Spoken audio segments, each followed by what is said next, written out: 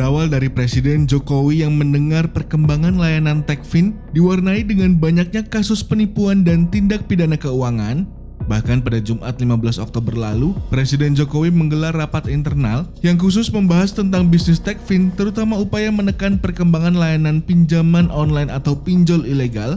Pemerintah sendiri kini mulai melakukan bersih-bersih terhadap perusahaan pinjaman online ilegal. Sejak 2018 hingga 2021, Satuan Tugas Waspada Investasi OJK telah menindak 3.516 aplikasi atau website pinjaman online ilegal dan hingga kini masih akan terus bertambah.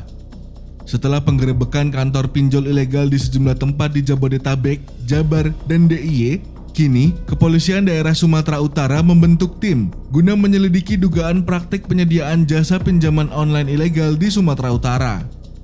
Satuan Tugas Waspada Investasi Otoritas Jasa Keuangan sebelumnya sempat mengklaim tidak ada penyedia jasa pinjaman dana online ilegal yang berkantor di Sumatera Utara.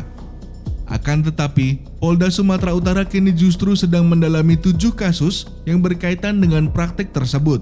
Sejauh ini, petugas mendeteksi 6 kantor jasa peminjaman online ilegal di Medan, sedangkan satu lagi berkantor di Tanjung Balai.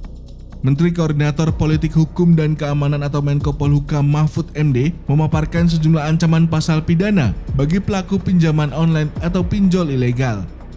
Menurutnya, para pemilik dan pelaku pinjol ilegal dapat dikenakan pasal pemerasan, perbuatan tak menyenangkan, hingga Undang-Undang Informasi dan Transaksi Elektronik atau UU ITE.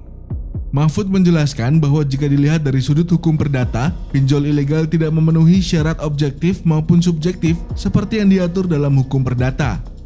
Tidak hanya itu, dia melanjutkan, bila ditinjau dari sisi hukum pidana, ada banyak pasal yang dapat menjerat pelaku pinjol ilegal, salah satunya penggunaan pasal 36B KUHP tentang pemerasan. Pemerasan, ini hukum pidananya. Lalu juga ada pasal 335 KUH pidana tentang perbuatan tidak menyenangkan yang bisa dipakai. Kemudian Undang-Undang Perlindungan Konsumen. Kemudian Undang-Undang ITE pasal 29 dan pasal 32 ayat 2 dan ayat 3. Karena pinjol ilegal tidak memenuhi syarat hukum perdata, Mahfud juga mengimbau kepada masyarakat yang terjerat utang pinjol ilegal untuk tidak membayar jika ditagih oleh pinjol ilegal. Kepada mereka yang sudah terlanjur jadi korban, jangan membayar. Kalau ada yang tetap dipaksa untuk bayar, jangan bayar karena itu ilegal. Tegasnya Rabu 20 Oktober 2021. Mahfud juga meminta masyarakat yang menjadi korban teror penyedia pinjol ilegal melapor ke polisi.